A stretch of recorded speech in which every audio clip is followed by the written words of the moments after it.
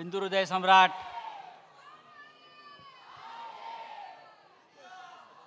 शिवसेना प्रमुख माननीय बाळासाहेब ठाकरे यांना अभिवादन करतो। या शिवसेनेचं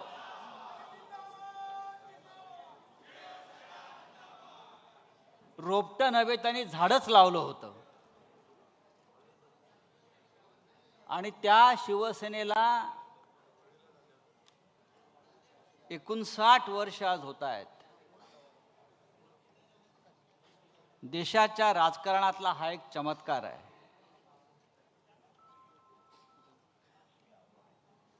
सन्माननीय शिवसेना पक्षप्रमुख उद्धवजी ठाकरे, युवासेना प्रमुख आदित्यजी ठाकरे, व्यासपीठावरील सर्व शिवसेनेचे मान्यवर नेते आणि या सभागृहात उपस्थित असलेले महाराष्ट्राच्या कानाकोपऱ्यातून आलेले सर्व शिवसेनेचे जिल्हा प्रमुख, संपर्क प्रमुख, तालुका प्रमुख, शाखा प्रमुख, आज कोणताही मनोरंजनाचा कार्यक्रम नाही, फक्त विचार देण्याचा कार्यक्रम आहे। मनोरंजनाचा कार्यक्रम ठेवण्याचं फार कारण दिसत नाही, कारण आपलं मनोरंजन करण्याची जबाबदारी या सरकारने घेतलेली आहे। रोज काहीतरी एक वेगळा कार्यक्रम, ज्याला आपण शो म्हणतो, आज हॉरर शो झाला। आज पाहिलं तर एकदम हॉरर शो, थरारक सिनेमा। कोणीतरी एक मंत्री एका अघोरी बाबासह बसलेला आहे, उघडा बंब टॉवेलवर, त्या अघोरी बाबाच्या हातात कवटी आहे आणि बहुतेक त्याच्या खुर्चीखाली रेड्याचं शिंग असावं असं मला वाटलं। आणि बराच वेळ ती अघोरी विद्येचा कार्यक्रम सुरू होता। मला वाटलं एकेकाळी आमच्या कॉलेज जीवनामध्ये एक रामसे ब्रदर्स होते, रामसे ब्रदर्स, ते असे हॉरर सिनेमे काढायचे आणि आम्हाला भीतीच वाटत नव्हती। तर सकाळी हॉरर सिनेमा पाहिला। या हॉरर सिनेमाचे कलाकार, निर्माते, दिग्दर्शक, त्यांचा सुद्धा आज एक कार्यक्रम कुठेतरी सुरू आहे, हॉरर कार्यक्रम डोममध्ये। या महाराष्ट्रामध्ये इतके आता कार्यक्रम होत आहेत मनोरंजनाचे, तर उद्धव साहेबांनी ठरवलं की आपल्याला अशा कार्यक्रमाची गरज नाही, आपण थेट विचार देऊया। 59 वर्षाच्या शिवसेनेला सातत्यानं जर कोणता कार्यक्रम बाळासाहेबांनी दिला असेल तर तो या राज्याला आणि देशाला विचार देण्याचा।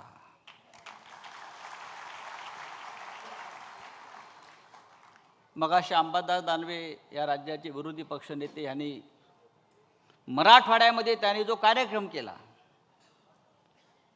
आंदोलनाचा, शेकडो गावात, असंख्य तालुक्यात, गाव पातळीवर, क्या हुआ तेरा वादा, क्या हुआ ओ कसम ओ इरादा। खरं म्हणजे ह्या सिनेमाचं नाव फार इंटरेस्टिंग आहे शिवसैनिकांसाठी। इथून जाताना तो मंत्र म्हणून घेऊन गेला पाहिजे। त्या सिनेमाचं नाव आहे हम किसी से कम नहीं। इथे समोर बसलेले शेकडो शिवसैनिक, त्यांनी आपल्या मनाशी एक आत्मविश्वास, एक निर्धार आणि एक जिद्द पक्की ठेवली पाहिजे कि हम किसी से कम नहीं, शिवसेना किसी से कम नहीं। हिंदू हृदय सम्राट बाळासाहेब ठाकरे यांनी या शिवसेनेची स्थापना केलेली आहे। आज मुंबईत मगाशी आपण म्हणालात ते इकडे तिकडे होर्डिंग लागलेले आहेत। ज्यांचा जन्म 2 वर्षापूर्वी झाला, आपण बरोबर म्हणालात अंबादासजी, त्यांनाही वाटतं आपण 59 वर्षाचे झालो। आता या मुंबईमध्ये त्यांच्या पक्षाचा स्थापना सोहळा करणं हा मराठी माणसाचा अपमान आहे. त्यांचा स्थापना सोहळा सुरतला व्हायला पाहिजे.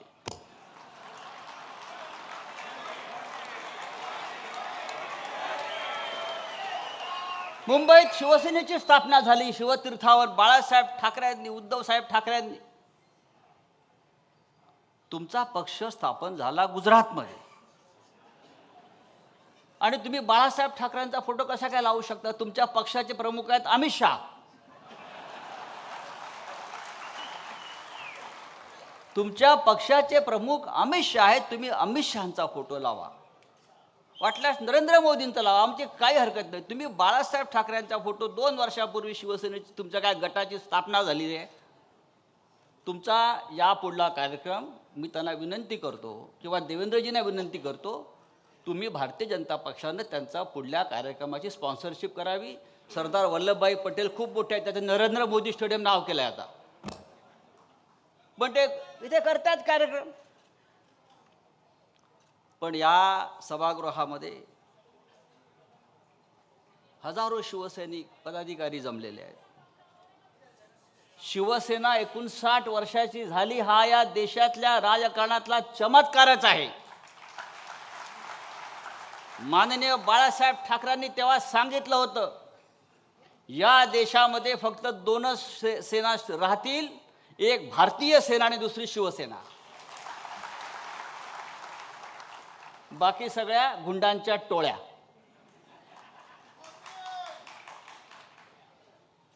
– 59 वर्षाची शिवसेना ही आजही विचारानं तरुण आहे. डोंगर कधी म्हातारा होत नाही आणि तुफानाचं वय मोजायचं नसतं आणि वाघ कधी शरण जात नाही आणि वाघ कधी गवती खात नाही. आता हे जे स्वतःला वाघ समजणारे जे लोक आहेत ते अमित शहाचं गवत खात आहेत, मोदींचं गवत खात आहेत.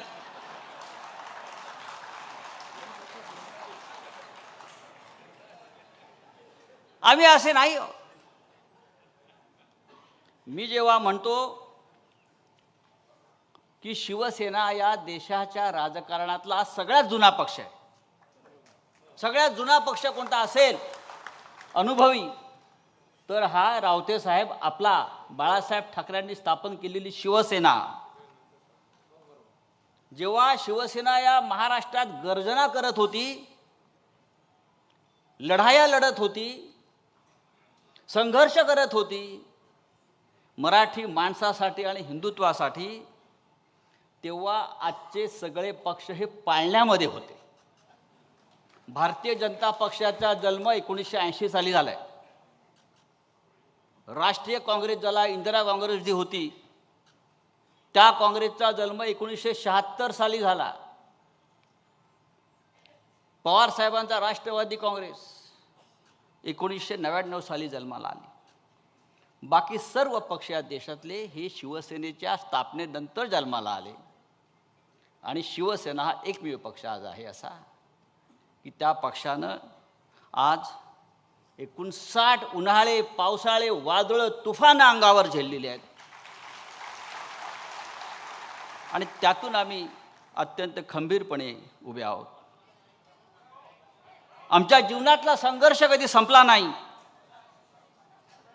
संघर्ष आमचा ऑक्सिजन आहे, संघर्ष आमचा प्राणवायू आहे. याचं कारण असं आहे, हा पक्ष भ्रष्टाचाराच्या आणि ठेकेदारांच्या पैशावर उभा राहिला नाही, तर शिवसैनिकांच्या रक्तावर, घामावर आणि संघर्षावर उभा राहिलेला आहे. गेल्या 4 वर्षात काय कमी संकट आली, पण असंख्य संकट आली. गेल्या 59 वर्षात, 60 वर्षामध्ये शिवसेना प्रमुखांच्या डोळ्यासमोर त्याने घडवलेली माणसं सोडून गेली. माननीय उद्धव साहेबांनी ज्याला मोठी मोठी पदं दिली ते सोडून गेले. माननीय बाळासाहेब असतील, माननीय उद्धवजी असतील, मी नेहमी सांगतो, आपण माकडांची माणसं केली. ठाकरेंनी माणसांची माकडं केली. त्या माणसांना माकडांची माणसं केली. त्या माणसांना सरदार सुद्धा आपणच बनवलं आणि त्या सरदाराने आमच्या पाठीमध्ये घाव घातलेले आहे. हे आम्ही सातत्याने पाहतो. आणि इतक्या हल्ल्यानंतर सुद्धा ही शिवसेना कधी झुकली नाही, वाकली नाही, कुणाच्या चरणाशी बसली नाही. नाहीतर या भूतलावरती असे अनेक नेते 56 इंच छातीवाले, एक ट्रम्पचा फोन येतो आणि सरेंडर होतात. आमच्यावर सुद्धा, माननीय उद्धव साहेबांवर सुद्धा, आमच्या नेत्यांवर सुद्धा असे अनेक फोन, असे अनेक दबाव आमच्याकडे आले, पण आम्ही झुकलो नाही. सरेंडर होने का काम नरेंद्र और देवेंद्र का है, हमारा नहीं. हम लढने वाले लोग हैं. या देशात काय चाललंय? भारतासारख्या महान देशात जो काश्मीर आपला एक महत्वाचा आमचं अंग आहे देशाचं, महाराष्ट्रासह देशातले असंख्य पर्यटक जातात पहलगावमध्ये. तिथे 4 अज्ञात लोक शस्त्र घेऊन येतात, बंदुका घेऊन येतात, धर्म विचारतात आणि धर्म विचारून आमच्या 26 माय भगिनींचं माथ्यावरचं कुंकू पुसतात, सिंदूर उजाड करतात. अख्ख्या देशामध्ये हलकल्लोळ माजतो, हाहाकार माजतो, आक्रोश होतो. पण त्या पहलगावच्या हल्ल्याला 2 महिने होऊन गेले तरी त्या 4 अतिरेक्यांचा शोध हे 56 इंचाचं सरकार घेऊ शकलं नाही.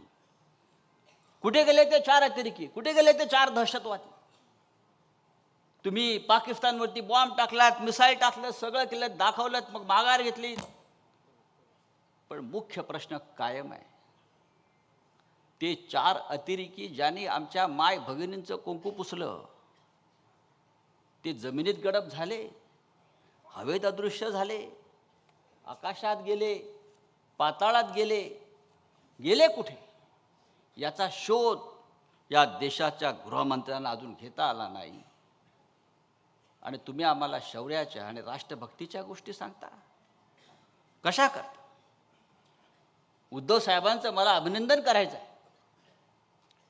ऑपरेशन सिंदूर सुरू झालं, देशावर हल्ला झाला. उद्धवजींनी सगळ्यांना आम्हाला सांगितलं, खासदारांना सांगितलं, नेत्यांना सांगितलं, हा देशावरचा हल्ला आहे, हे देशावरचं संकट आहे. आपल्यातले सगळे मतभेद विसरून सरकार जी कारवाई करते आहे, जी कृती करते आहे, आपण त्यांच्या मागे ठामपणे उभं राहायला पाहिजे. हीच आपली राष्ट्रभक्ती आहे. आणि आम्ही सगळे त्या पद्धतीनं काम करायला लागलो. पण राजकारण कोणी सुरू केलं या हल्ल्याचं? तर भारतीय जनता पक्षानं सुरू केलं. ऑपरेशन सिंदूरच्या नावाखाली आज मतं मागितली जात आहेत. ही आमच्या माय भगिनींचा पुसलेला कुंकवाचा अपमान आहे. मी आपल्याला सांगतो, आम्हाला असं वाटलं की मोदींनी आता लढण्याची जी सुरुवात केली आहे पाकिस्तानबरोबर, आता पाकिस्तानचे 4 तुकडे करूनच आमचं सैन्य मागे येईल. आता इस्लामाबाद, कराची, लाहोर, बलुचिस्तानवरती तिरंगा फडकवून आमचं सरकार मागे येईल. पाकिस्तानातील सगळे दहशतवादी अड्डे उद्ध्वस्त करून आमचं सरकार, आमचं सैन्य मागे येईल, शांत राहील. पण काय दुर्दैव या देशाचं. आमचं सैन्य आक्रमण पुढे पुढे जात असताना, हवाई दल हल्ले करत असताना अमेरिकेतून एक फोन येतो प्रेसिडेंट ट्रम्पचा, आणि त्या एका फोन नंतर हा भारत दहशतवादाविरुद्धची लढाई थांबवतो आणि माघार घेतो. आणि ही माघार का घेतली हे नरेंद्र मोदी आजही आम्हाला सांगू शकलेले नाही. आणि आज तेच प्रेसिडेंट ट्रम्प पाकिस्तानच्या लष्कर प्रमुखाला त्याच्या व्हाईट हाऊसमध्ये जेवायला बोलवतात, डिनरला बोलवतात आणि बोलतात, आय लव्ह पाकिस्तान. हे नरेंद्र मोदींचे मित्र. आणि आम्हाला राष्ट्रभक्ती शिकवताय, आम्हाला हिंदुत्व शिकवताय. आमच्या हिंदुत्वावरती तुम्ही प्रश्नचिन्ह उभा करता, आमच्या राष्ट्रभक्तीवरती प्रश्नचिन्ह निर्माण करता. या देशामध्ये डी कंपनीचं राज्य सुरू आहे. डी कंपनीचं राज्य सुरू आहे. दिल्लीमध्ये डी म्हणजे डरपोक, आणि महाराष्ट्रातलं डी म्हणजे डायरेक्ट डी, ज्याला तुम्ही डी म्हणता. या डी कंपनीचे, या मुंबईतले, महाराष्ट्रातले अंडरवर्ल्डचे सगळे लोक भारतीय जनता पक्षानं आपल्या सरकारमध्ये घेतले आहेत. त्याच्यामुळे हे सरकार डी कंपनी चालवते आहे. आणि मला असं वाटतं प्रत्येक शिवसैनिकानं मतदारांपर्यंत, लोकांपर्यंत हा अत्यंत महत्त्वाचा विषय जो आहे हा आपण घेऊन गेला पाहिजे. शिवसैनिक कधी खचणारा नाही. बाळासाहेब ठाकरेंनी जी आम्हाला प्रेरणा आणि ऊर्जा दिलेली आहे ती अशी कच खाणारी नाही आहे.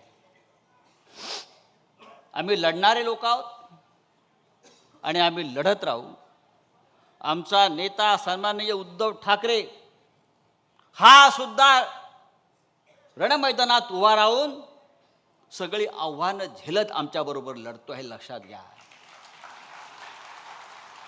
जाता जाता मी इतकंच सांगेन, उद्धव साहेब, हे चित्र आपण पाहिलं असेल, हा उत्साह आपण पाहिला असेल. महाराष्ट्रात शिवसेनेचे नेते जिथे जिथे जात आहेत त्या प्रत्येक ठिकाणी शेतकरी, कष्टकरी, कार्यकर्ते हे जमा होत आहेत. कालच्या विधानसभेच्या निकालावर त्यांचा आजही विश्वास नाही आहे, पण तरीही ते लढण्यासाठी उभे आहेत. आपलं नेतृत्व त्यांना हवं आहे आणि संघर्ष करण्याची त्यांची तयारी आहे. शिवसेनेचा पुढला विजयाचा मंत्र कोणता असेल तर लक्षात घ्या, संघर्ष हाच आमच्या विजयाचा मंत्र आहे आणि आम्ही संघर्ष करण्यासाठी तयार केला पाहिजे. हिंदीमध्ये एक प्रसिद्ध कवी आहेत गोपालदास नीरज म्हणून. त्यांच्या फक्त 2 ओळी मी ऐकवतो आणि माझा विषय संपवतो. अत्यंत प्रेरणादायी आहे. जेव्हा जेव्हा माझ्यासारख्या माणसाला असं वाटतं की आता सगळं काही संपत आहे, तेव्हा मी त्या नीरजच्या कवितांचं पुस्तक काढतो आणि त्या 2 ओळी वाचतो.